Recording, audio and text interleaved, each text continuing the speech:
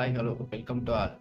இன்னைக்கு நம்ம என்ன தெரிஞ்சுக்க போறோம் அப்படின்னா, இந்திய பாராளுமன்றத்தில் மக்களவை, மாநிலங்களவை என 2 அவைகள் உள்ளது.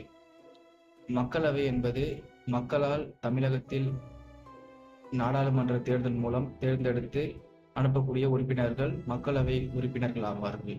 மாநிலங்களவைக்கு தமிழகத்திலிருந்து தற்பொழுது ஒரு ஆறு மாநிலங்களவை உறுப்பினர்கள் தேர்ந்தெடுக்கப்படுகிறார்கள்.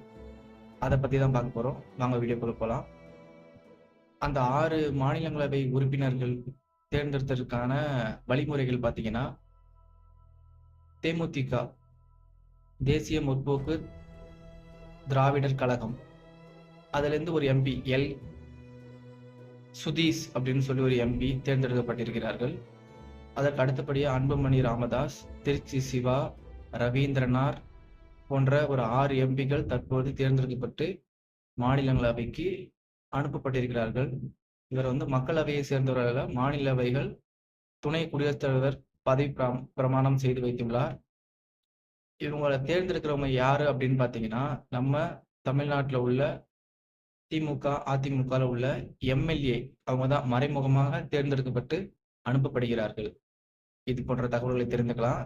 அடுத்தது இவங்களுடைய பதவிக்காலம் பார்த்தீங்கன்னா 6 வருடம்.